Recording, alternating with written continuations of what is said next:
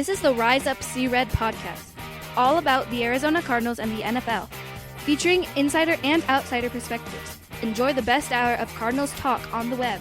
Now here are your hosts, Jess Root and Seth Cox.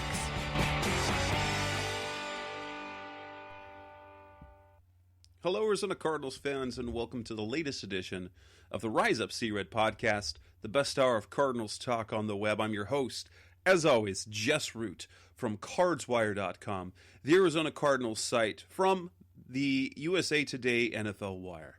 My co-host, as always, is Seth Cox from RevengeOfTheBirds.com, SB Nation's Arizona Cardinals site. Both of us natives of here in Arizona, grew up watching the Cardinals, fans of the Cardinals, and now, for several years now, covering the Arizona Cardinals from the other side as media and fans. This is episode 252. We've been doing this since 2013. Thank you for listening, as always.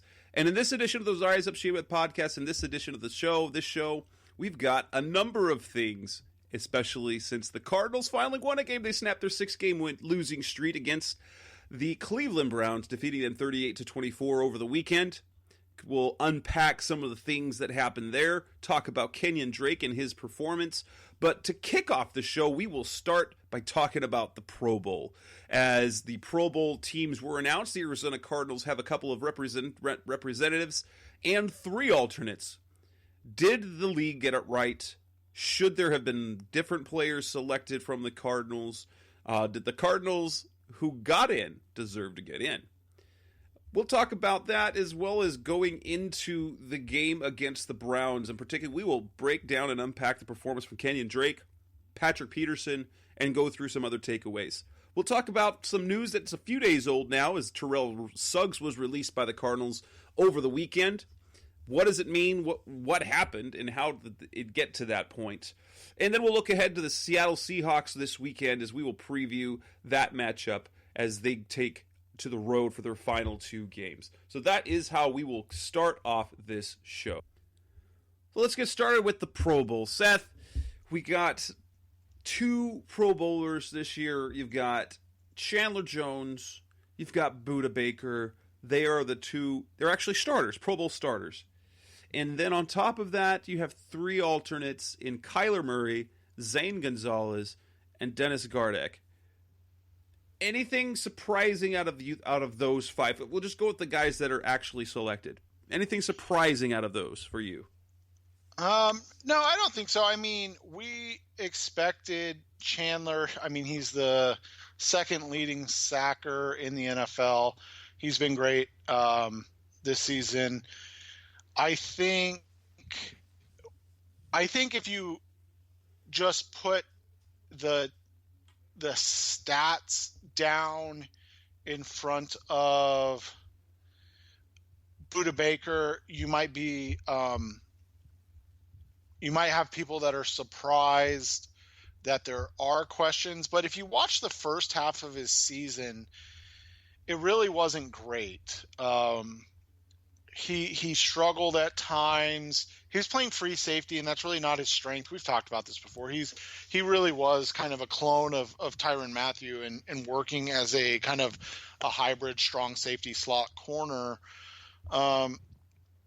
So when you look at it from his final, 6 games, it's been incredibly strong. When you look at the first several games, you're going, this guy wasn't very good. He had a lot of stats, but that's because he's making tackles, 40 yards downfield. I mean, Jones is just perpetually underrated. Wouldn't you agree? I mean, well, he is, but the truth is, while he doesn't make these big lists, he's now a Pro Bowler for the 2nd time in 3 years with the Cardinals, or 2nd time in 4 years with the Cardinals. I mean, he's getting respect. They haven't had the wins, and if you're looking at pass rushing impact, like in terms of disruption, I get in some ways why he doesn't make some of the other lists, especially at his position.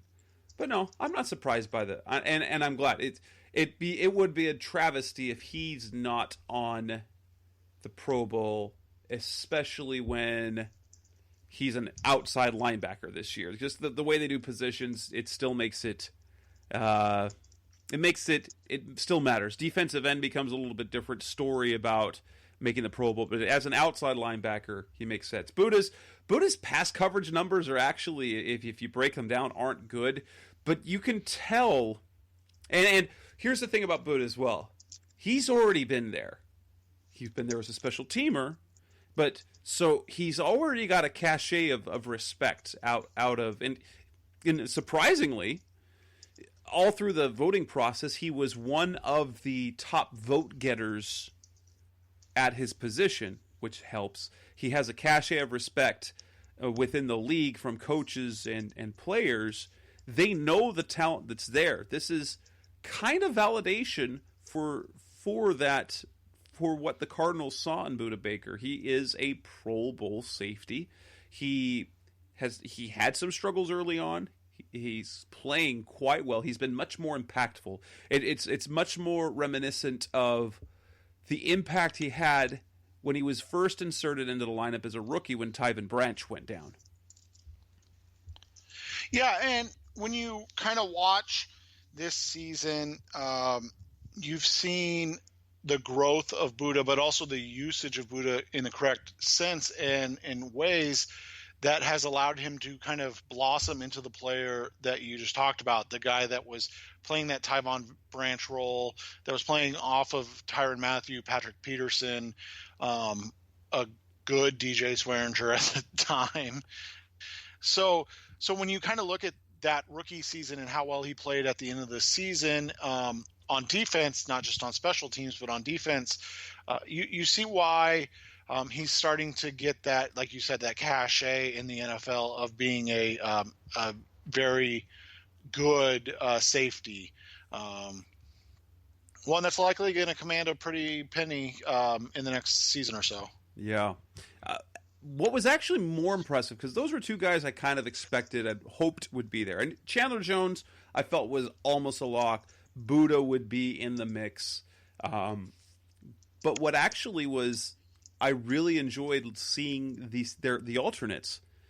Zane Gonzalez probably should be a Pro Bowler, but this is his first year of doing anything in the league as a kicker. Completely understandable.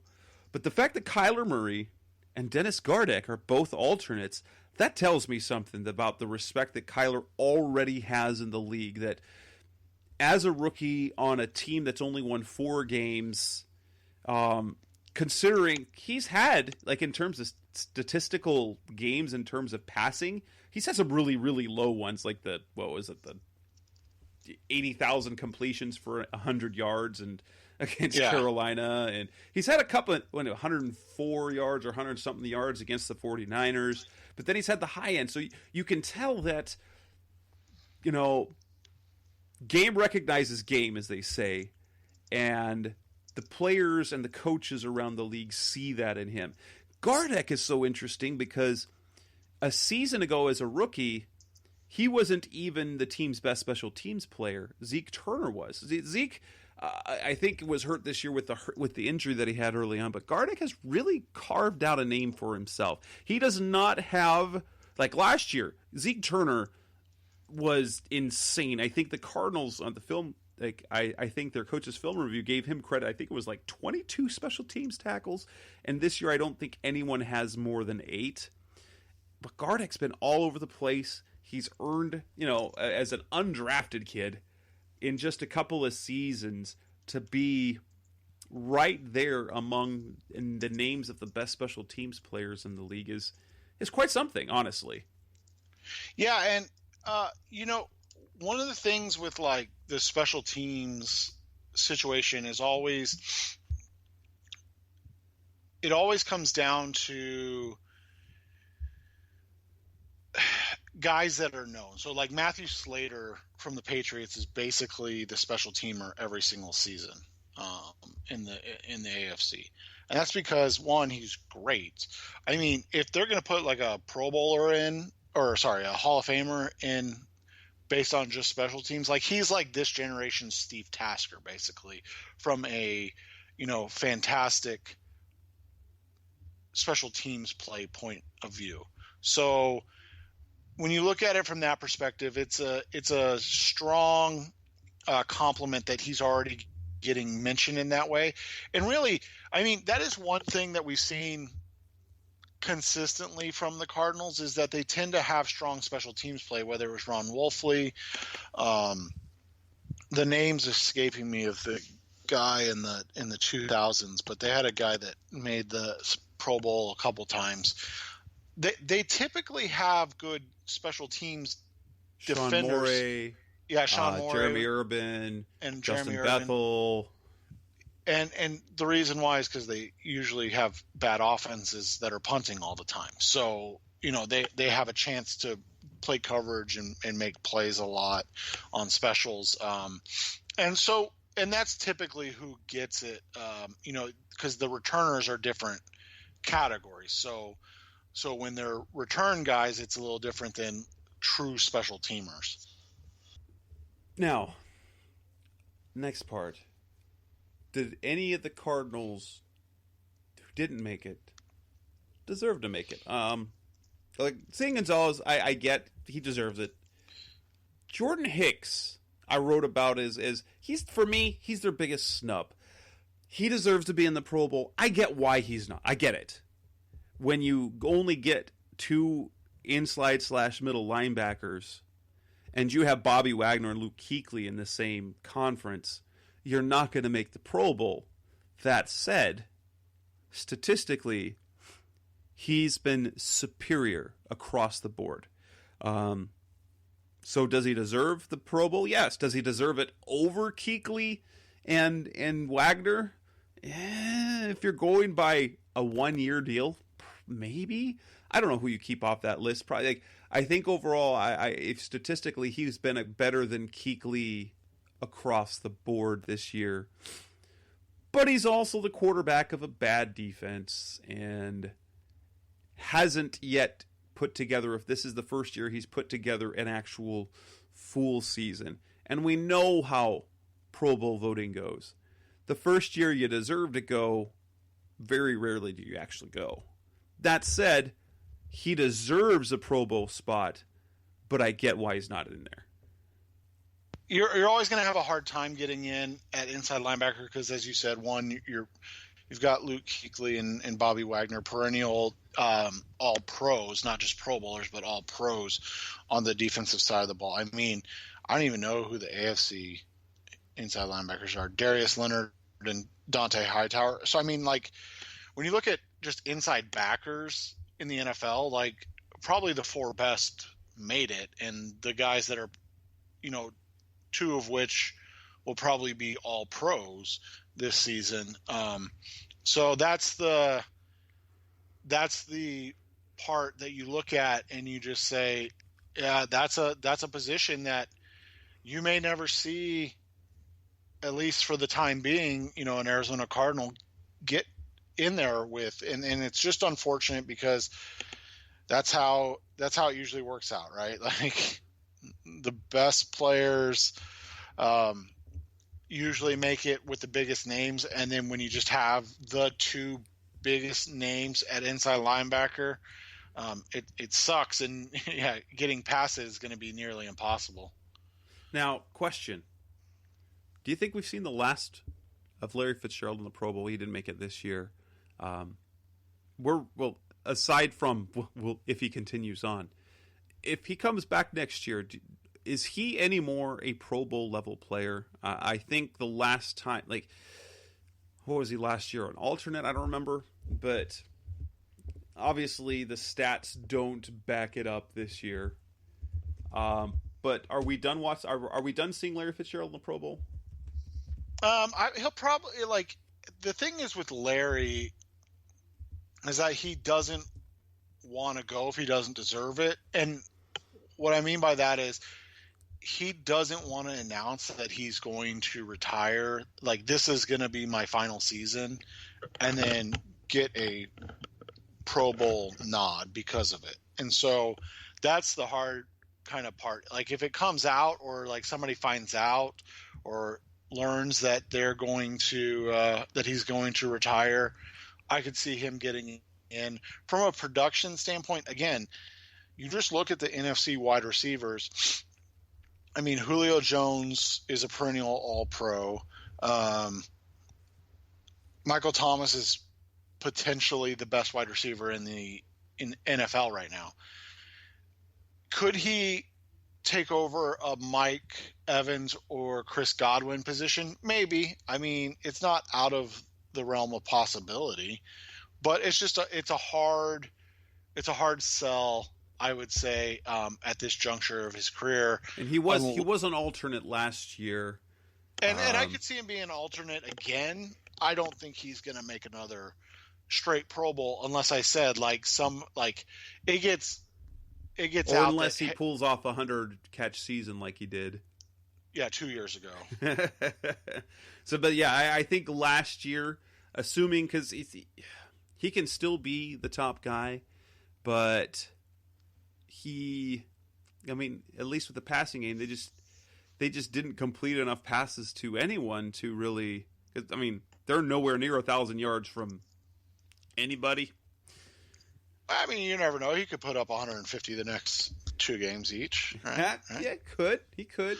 That would be something. But then that's probably true. We're probably done seeing Larry Fitzgerald as a Pro Bowler, but it's probably time. We'll see what happens over the next. And maybe we'll be talking about his decision to retire in this offseason or his decision to come back and what his impact will be.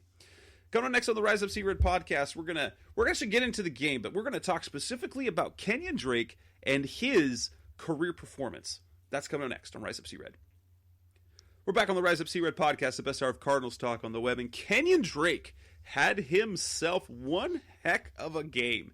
22 carries, 137 yards, and 4 touchdowns, and another catch for 9 yards as well. First player to rush for 4 touchdowns in a game for the Cardinals since Ronald Moore did it in 1993. What was the most impressive thing for you about his performance? I think just the way he runs is really kind of what impresses me the most about Kenyan Drake. He is a very decisive and aggressive runner. He's not as balanced as, say, a Leonard Fournette or Ezekiel Elliott. He's not as shifty, obviously, as like an Alvin Kamara or a Christian McCaffrey.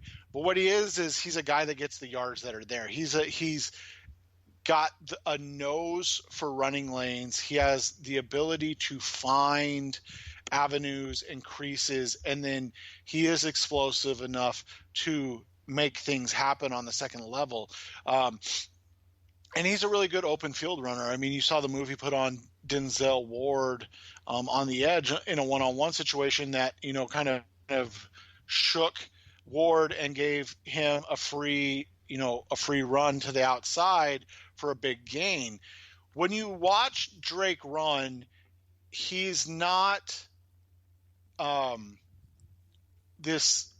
he's not a home run hitting kind of big play running back, but he is a slashing guy that understands his role, that understands where the lanes are supposed to be and finds them and hits them with authority. And I think that's what he did so well at Alabama, and I think that's what he continues to do well in the NFL when given an opportunity. And it's why, I mean, you look at Kenyan Drake's career average from a yards per carry standpoint, and he really has been a guy that consistently is putting up 4.5 plus yards per carry, and the benchmark of success is typically 4 yards per carry. I mean, as a rookie, he averaged 5.4. That was on limited rushes. Year 2, he had 644 yards on only 133 carries. That was 4.8 yards per carry. He was at 4.5 last year. With the Cardinals, he's at 4.8 yards per game. With the Cardinals in his limited time, 6 games, 6 starts, he's averaging almost 70 yards a game. That would that would be a really good season. You'd be talking just over 1,100 yards. Obviously, now the touchdowns are a bit skewed when you've got 5 and 6 games. He's probably not going to be a 13 touchdown type guy, but he could be a guy that gets you 8 to 10. And then you look at the receiving, he's a complete, and we talked about this last week, he's a complete 3-down back. He's a guy that does well in the passing game as both a blocker and a guy that can catch the ball out of the backfield. He now has 22 receptions for 174 yards. That's, almost 8 yards per reception. I just think he's a guy that is a well-rounded back. The biggest thing is he's never had a chance to be a bell cow, and now he's kind of getting that chance, and he's showing that, hey, I can do this. And by bell cow, I mean he's only had over 20 carries once. So he's a guy that when lanes are there, he can get them. He's not going to be a guy that creates or makes yardage that's not there, but when the yards are there to be gotten, he's the guy that's going to get them. What I found interesting is actually a tweet that Bob McManaman found. It was based on Next Gen Stats. And what I found the most interesting is he was an opportunistic runner. I don't know what to think about it exactly, but on 20 of his 22 carries, he only saw a 6-man box. And that's where he picked up 130, and all 130 of his 137 yards, and all 4 of his touchdowns.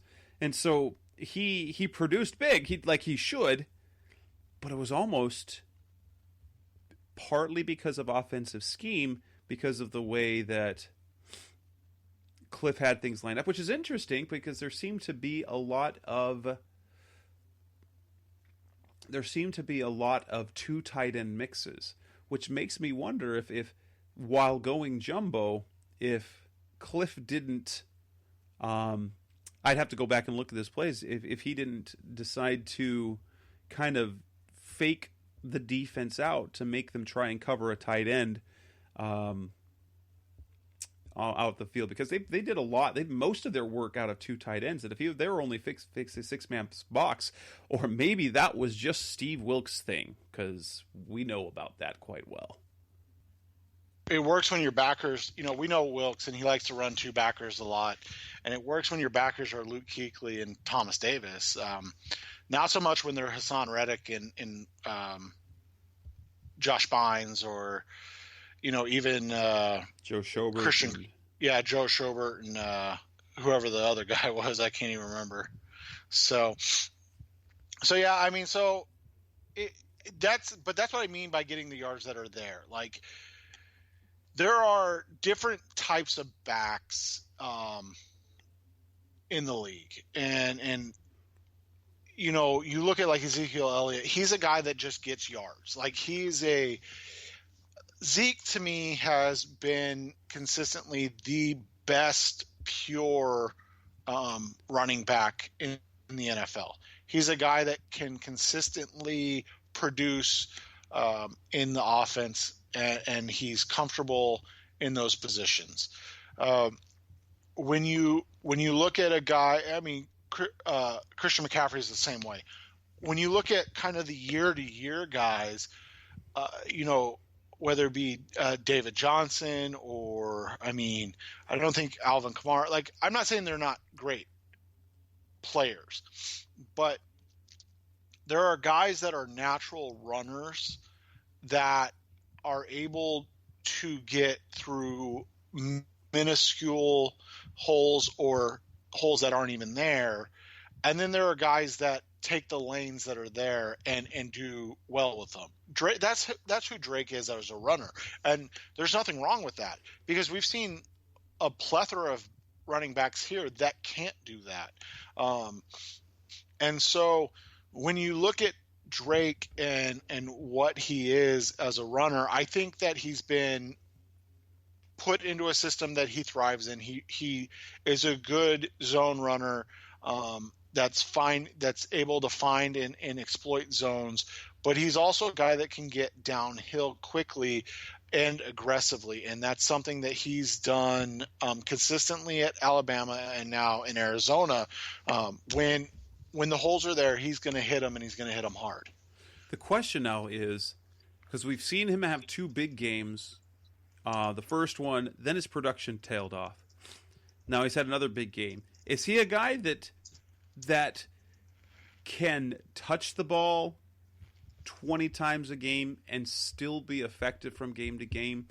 He never did it in the pros. I mean, back in Miami, there were a couple of games in a row a couple of years ago when he had the workload late in the season. Alabama, he hadn't done it, so he hasn't been a workhorse guy since high school. That's the one concern I have is especially if we're looking at him as an option for 2020, and you decide to move on as well from David Johnson. Can he be that guy, or are we going to see him break down? You know, and you hate to point to this, but there was a question as to whether Chase Edmonds could handle a full workload. He did it the one game, and what happened in the next game? He got hurt at the end of the game, which led to, and I'm not saying that those things are the one cause the other, but that's always one of the questions that you have. If you have a guy who hasn't been a workhorse in the pros consistently, are they going to be able to hold up physically beyond that? Because that, coming out of the draft, that's one of the slights on him is that he was a little thin. Now, in terms of size and in terms of height and weight, he's fine, but in terms of frame, he is thinner than some running backs. He is, and one of the things I think that you see with with Drake is that you have a guy that, you know, he's not going to be kind of that pound it, and then break one. He's a guy that's going to take big plays. Chase Edmonds is the same way. So when people tweet at you and I or question the potential re-signing of Drake, that is where their concern should lie, is that Drake, his skill set seems replaceable in the sense that you can put Chase Edmonds and get similar production back there. The difference being Drake is a little more built for a full NFL workload, so you have the opportunity, or you feel like he could be a 20 touch a game player, so 300 plus touches for a full season. I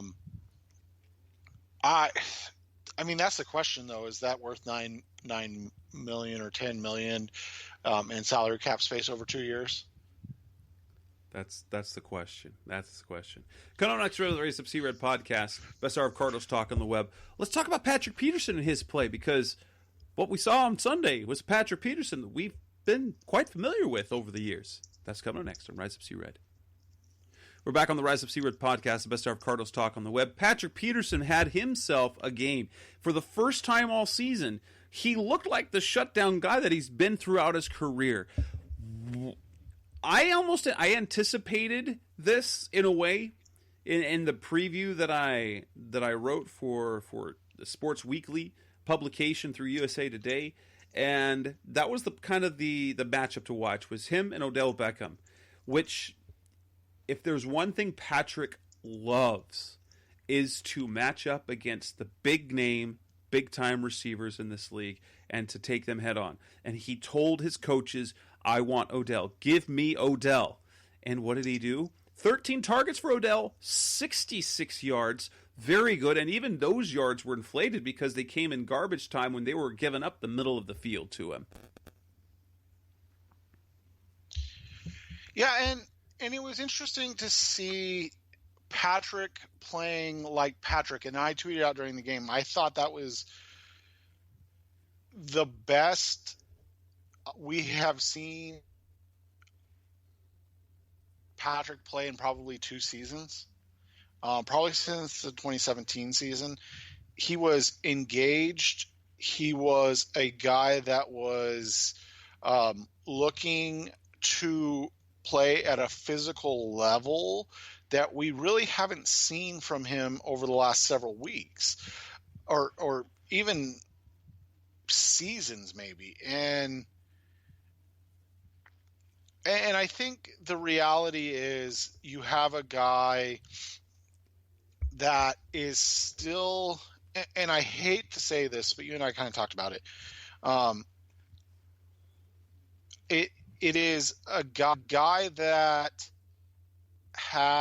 is trying to find his way, despite playing without maybe the enhancement that he had been using previously. And so, it seems like he's trying to just find his footing again in that sense. And for that reason, I think that you're seeing a guy that is finally kind of finding himself and getting comfortable in his skin again. And we know how kind of emotional he is as a player.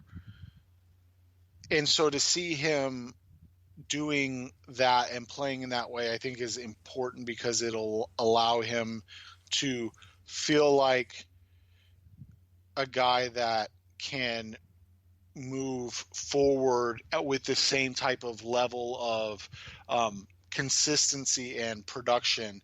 I think he's a guy that kind of feeds off his own highs, and to see him playing at that level again, I think is important, and shows us what he can kind of still be in this league. And for me, I want to look at it like this. The bad plays we've seen from him, or the ones that he seems to give up on, might be more than anything an expression of frustration that he's not able to do what he's used to doing. And that being because of all the time off, that 6 weeks, not only the time off, out of practice, and in a new defensive system. I want to think that this is going to be more than just a flash, that perhaps this was a turning point for him where he's physically finally right, and in a good place in terms of defensive scheme.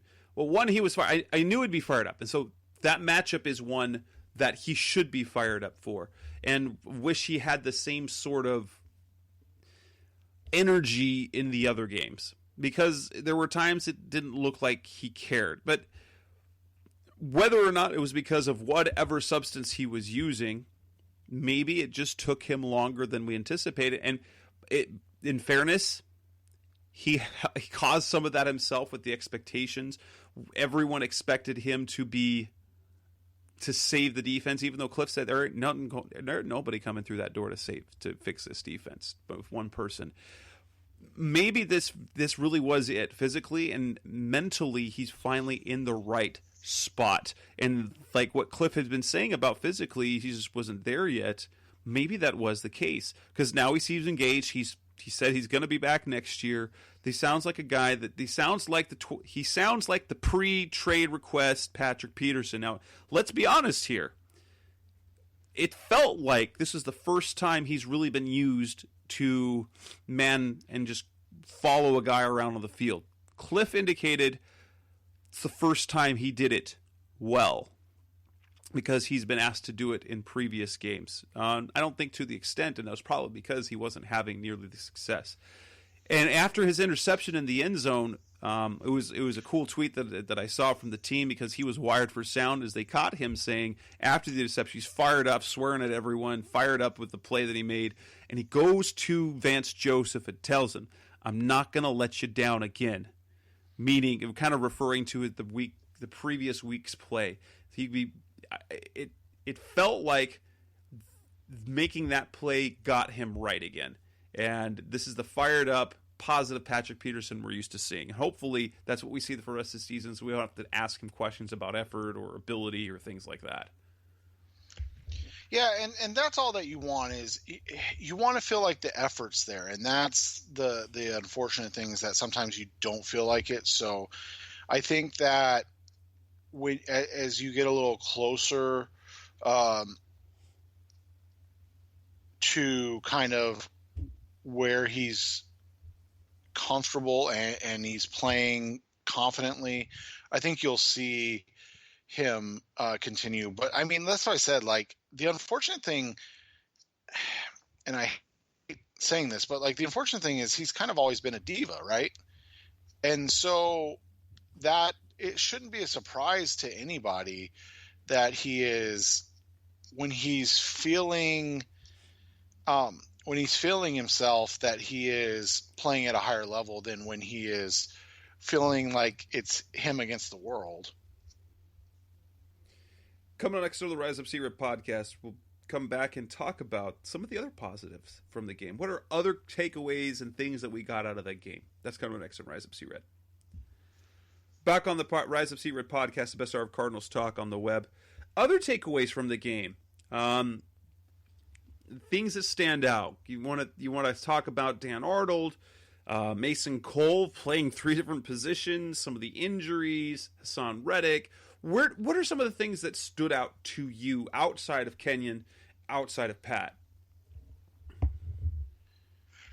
I think that first off, the first thing you want to talk about was the work of the offensive line in this game.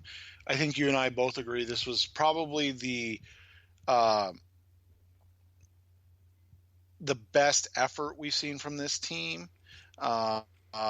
They are a group that has played well at different times, and I know the Browns are devastated with injuries, but you know, when you have that ability to impose your will on another team, man, does it make you feel good as a fan, and players love that. I mean, players love the ability to just go out there and just kind of run the ball down their throat, and that's what they did. For me, obviously the offensive line did well. I was most one of the things I wanted to see is with Terrell Suggs gone, I wanted to, and then we're going to talk about that, I wanted to see how that position would do between Cassius Marsh and Hassan Reddick. This is not a good thing. They gave him nothing. Out of what it came out to 60-ish snaps between the two players, they combined for 4 tackles. There wasn't much pressure on the quarterback, and that was across the board. Not a lot of production. Hassan Reddick got hurt. Cassius Marsh really has sort of just been on the field most of this season. He has a few tackles. I will say that he's got a few tackles, but it's felt like he's mostly just been on the field. And then the couple of times that he's done his, roundhouse kick, one, he got credit for a sack, but he also, horse collared the guy, so we got penalty. And then the other one, he didn't even get credit for it because half the sack went to Chandler, half it went to Jonathan Bullard, even though he was in on the play. So I was a little disappointed. That was one of the things I looked at, as well as, well, heck, this kid, Dan Arnold, that they just claimed off waivers, and makes this incredible catch at the back of the end zone. Did the Cardinals just find their tight end weapon? That's the thing, is like we talked about, one of the biggest needs for this team is a true one-on-one guy that can win, and they lack that right now. And so I think that when you see a guy that can get into the end zone and win jump balls, that's a weapon that they have lacked at this point, or up until this point. And so I think you just have to be excited to see the way that they used Arnold. It was only on one play. I understand that, but it was the one play that we haven't seen from this team and that we haven't been able to find.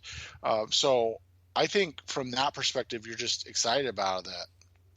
Well, and it wasn't his first read, and he finally gets something. It's something you mentioned to me, I think, during the game, is when you have that sort of option in the end zone, it's perfect. It's the perfect no-risk throw for a quarterback like Kyler, who likes to take care of the ball, because you've got a guy who's 6'6", who can jump. You just put the ball up in the air, and he can get it. And if he gets it, it's a touchdown. If not, it's just an incomplete pass. You're not going to find many defensive backs who can defend a 6'6" guy going up high, and they won't get the ball out of the way. So that's something that was impressive from my perspective. Defensively, they didn't play well, but they played well enough, which they still got, Nick Chubb. They had a good game plan against the run. Nick Chubb just ran over a few guys, which he's done all season. So it looked like, he put up 117 yards on the ground. He had a couple of really big gains, which kind of troubled the Cardinals throughout. But overall, they had a pretty good game plan. And they still gave up 24 points, but if you're talking about a defense, isn't the way that they played on Sunday kind of what we just need the defense to be? Yeah, and you just need to get enough stops to give your offense a chance to kind of build a lead, and that's what we've found. And I was texting you during the game, like, when they came out, well, first I texted you during the game about how they played the end of the half perfectly, because it was like, even if you don't get that touchdown, at least you're not giving the Browns enough time to go down and score, because we know that's been a bugaboo all season. And so the Browns came out and scored, and that sucked. But it wasn't a quick score. It was a methodical, it took a while, and all of that really kind of played into the Cardinals' hands of that's where they've really struggled, is they give up a big touchdown or even a field goal before the half, and then you come back and you get somebody, come down and score. That would have been, 10 points, or God forbid 14. That's a huge difference in the game. And so when it's just 7 and you have a chance to go answer, that makes a huge difference. And so I just think that the defense doing enough to stop at times was kind of the key to the success, because it's what we talked about. Like, if that defense shows up, if that defense that wasn't even that good shows up in either a San Francisco game or the Bucs game, this team is at 6 wins right now. But they haven't, and so ifs and buts are great, but it's not reality. Coming next on the Rise Up Sea-Red podcast, best hour of Cardinals talk on the web. We'll talk about that release of Terrell Suggs. How did it go down? Was it weird? How do we feel about it? That's coming next on Rise Up Sea-Red. We're back on the Rise Up Sea-Red podcast, best hour of Cardinals talk on the web, and kind of a surprise move on Friday afternoon to get the press release that Terrell Suggs has been released. At first, it seemed more shocking because we've seen several veterans released, and it was for poor performance or poor fit. And Suggs hadn't really done a lick for about a month and a half. However, as Cliff Kingsbury, they made it very clear it was a mutual decision, that it's something they talked about, that they were super impressed with Suggs and just have so much respect for him. What did you what was your initial, because I was like, oh my gosh, what is happening? Oh, this is going to be ugly. And it turned out that it was mutual. He wanted to go. He was going to get his role reduced. The team's losing. What was your initial reaction? Good. That's my thing, is there's a lot, and I don't know Terrell Suggs at all, so I don't or I don't know anybody that knows him, and I haven't talked to anybody about this, but when there is an issue with effort, and that's what I took from his play this season, especially after the first 3 weeks. When there's an issue with effort, I don't think that is something that you can tangibly fix. It's a mentality, and you have to have the mentality to fix it. And Terrell has never played on bad football teams. That's just the thing. Outside of Arizona State, he hasn't played on bad football teams since he came in the league. So it's hard for him to understand that he is in a different role than what he normally is, where he's competing in October, November, and December. And so when you're playing for the future, when you're playing to learn and to grow and to do these different things, it just becomes this issue that a guy like Suggs has never had to deal with before. And so I think all of that boils down to this reality that he wasn't a fit for what they're trying to do. And so now you just kind of get out of whatever the issue was, and you move on to kind of the next flow. And the unfortunate thing was that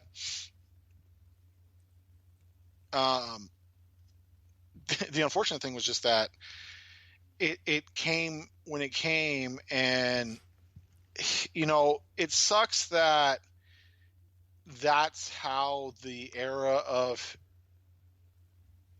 Terrell Suggs went in Arizona.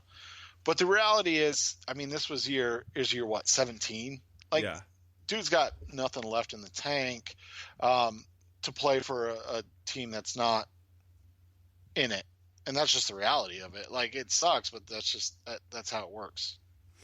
And now it was kind of interesting because it felt like he was angling to get back to Baltimore, but Baltimore didn't claim him. There were 4 teams who claimed him. He ends up going to the Kansas City Chiefs, and he is going to report. So he does get to play a complimentary role. He's going to be on a really good football team, and he still might get that Baltimore reunion. It just might be like in an AFC Championship game, which will be fun. So in the end, it's good for him. I think it'll be a good fit for him. I think he's used to the winning, and at least if he's going to have a lesser role, it will be on a successful team. I think it was going to be hard for him to accept, because since he was talking, it was a dialogue that went both ways.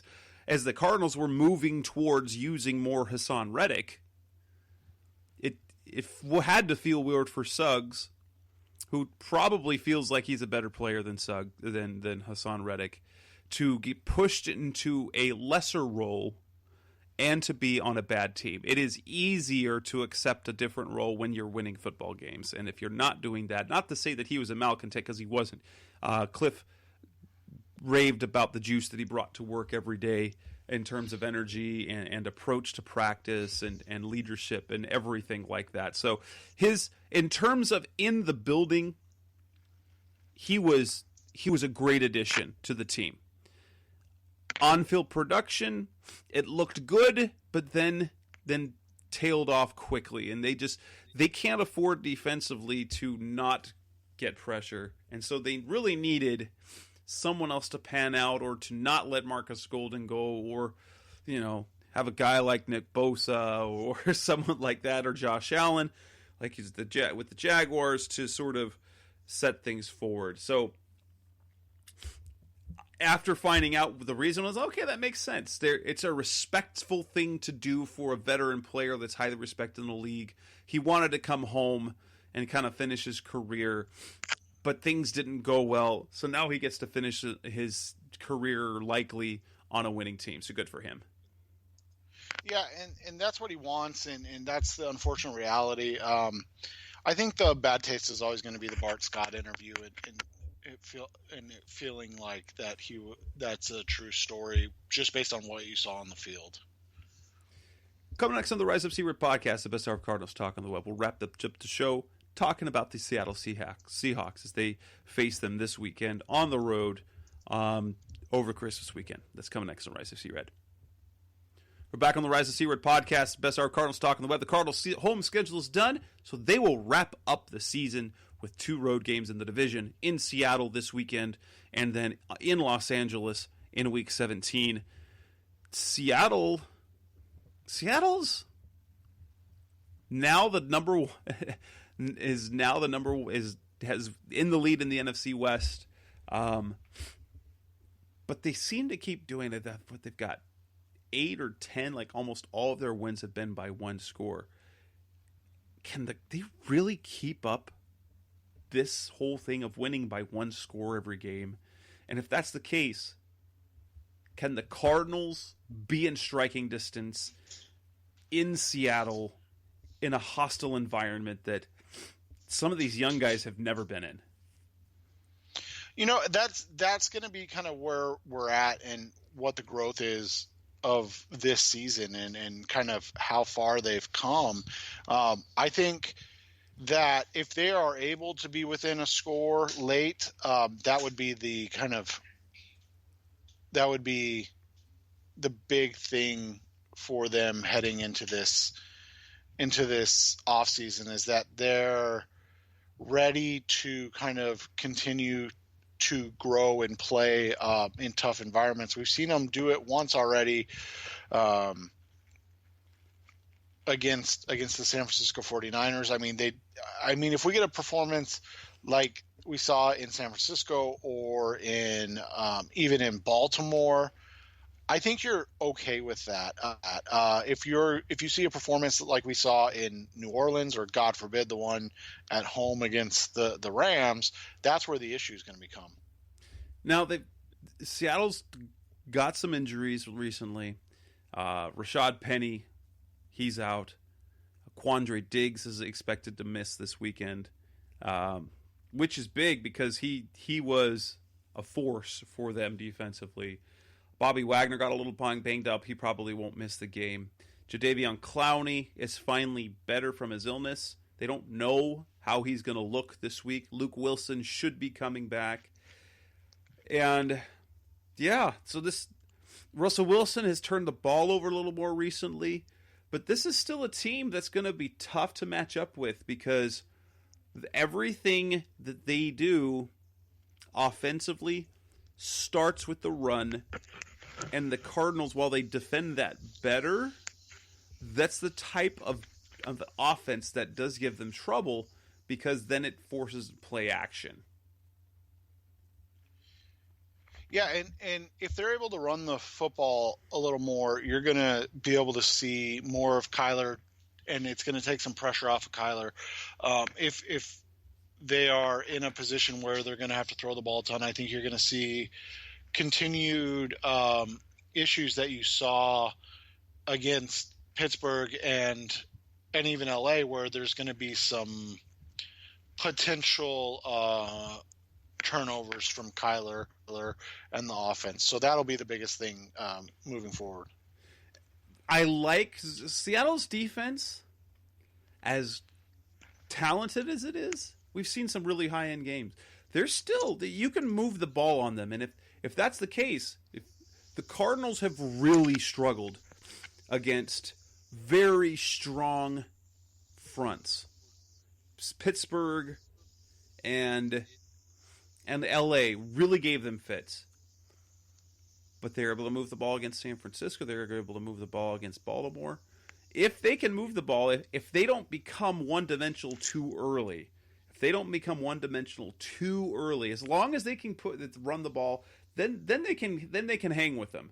Then it'll just be a matter of which defense can keep the other offense out of the end zone, because Seattle's going to move the ball, but at the same time, this is a game that has a high blowout index for me, because in Seattle, if things don't go well early, we've seen the Cardinals sort of crumble. This would be one of those games that they would crumble, and it would be, I don't know if it'd be quite the same as LA, but it could be close. Yeah, and that's just kind of what you hope that they prevent here, is that they're able to keep the game close, that they're able to find a way to be in it towards the end, and then kind of let the chips fall where they may. Key matchups for you. Where do you see the big matchups happening? I think obviously we always look at Chandler Jones. I think we have to look at, after Patrick Peterson's performance against Odell Beckham, it's time to put him to the test against Tyler Lockett, who... Now, they've got a whole bunch of receivers, so they don't key on particularly one. But that said, Tyler Lockett is their volume receiver if they have one on that team. Any other matchups that you like? And I would say, I would think you want Pat on Metcalf to make sure that you take away the deep game and the big plays, and you kind of force them to Lockett underneath, because we've seen historically, even when he's in his best seasons, Lockett is the type of player that's given him problems throughout his career. I mean, Doug Baldwin is another one that's always had, success. Golden Tate, these maybe not as fast, but these guys that are shifty and that work from the slot or various different positioning, they're the ones that typically find success against Patrick. So to me, that's one thing. The other thing is, how are they going to stop Jadeveon Clowney? He's a nightmare for anybody. So what happened to Bobby Wagner? I missed. Is he going to be able to play this week? I sounds like he's gonna, but he was banged up for a little bit against the Panthers. Let me pull up what we have about Bobby. It says he's going to ignore his injury and try to play. Yeah, I mean, and he's the type of player that doesn't really matter. The Diggs being out is going to be huge, because he is that big hitter, the guy that's the playmaker back there. And so now you're going to get Bradley McDougald, who's pretty good in his own sense, and Lano Hill. He's not Quandre Diggs, but Diggs has really, really added something to that Seattle defense. Yeah, and so they need to come out and they need to find a way to neutralize or kind of make the Seattle defense play multiples, and if they're able to do that, then they'll be okay. The problem is going to be what we saw last time. Anytime a team pins their ears back against the Cardinals, it's usually a long day for the Cardinals. Correct. Do you see them being successful against Chris Carson defending the run? No. I mean, they weren't against a better running back in Nick Chubb, but I think they're going to have success. I think you're going to see Carson go for over 100 yards, and that's really where the kind of matchup is going to turn in the favor of the Seahawks, is that they're going to be able to control the clock in the game, limit the touches of the Arizona offense, and I think that's going to be ending up how they win this game. Interesting. Well, one minor complaint that I have about this year is the fact that Mike Iupati has managed to stay relatively healthy all season. He's played in all 14 games this year. It's the nano bubbles. Oh, that's right. That's right. And he's been pretty all right. And, he's a really good run blocker. And that's really kind of how they get things going there. So he's enjoying himself out there. It does make me sad, though, that, come on. I do think it's ironic that both have played better, Sweezy and That's Iupati. True. We basically swapped guards, and J.R. Sweezy and Mike Iupati, and both of those guys are playing better this year than they did last year. So, it works out then. It works out. That said, let's make your call. What do you predict this game will be? I think this will be like a 23-17 Seahawks win. I think the Cardinals will be able to keep it close and then end up, not being able to do enough offensively to win this game. Playing out similar to like the Steelers game did. 27-20 23. I don't think their defense is going to hold the Cardinals as low as Pittsburgh did. I think that they are more vulnerable defensively. We've seen teams score points on them. 27-23, Seattle wins, but at least the momentum of competitive games continues. And honestly, if Russell Wilson's within a score or within a possession in the fourth quarter, it's going to end poorly for your team, and that's probably what's going to happen. Yeah, and did you see that crazy stat that I don't know if it's all of Pete Carroll or if it's just Pete Carroll and Russell Wilson, but they have held a lead in 134 of 139 games that they've been in together. So yeah, they're incredibly good together. They're a what I think everybody hopes the Arizona Cardinals under Cliff Kingsbury and Kyler Murray can get to eventually. Absolutely. And with that, we'll wrap up this edition of the Rise Up Sea-Red podcast. This will likely be we won't have a show together next week. I'll be out of town with family. We normally would be recording on Tuesday night, Christmas Eve. That's probably not when we should be recording the show. If I do a show, it'll be solo, but we're looking at our next show being after the season's conclusion. So until then, sit tight. We will be back. That's Seth Cox. I'm Jess Root. Thanks for listening, and go Cardinals. We'll be back again in a couple of weeks. Thanks for listening to the latest edition of the Rise Up Sea-Red podcast. Listen to previous episodes and subscribe to the show on Apple Podcasts, Stitcher Radio, Audioboom, or many other podcast platforms so shows are delivered directly to your mobile device. Please give the show a 5-star rating and always support the sponsors who support the show. We'll be back soon for the best hour of Cardinals talk on the web. Rise up, Red Sea, be Red Sea Red, and of course, Rise Up Sea Red.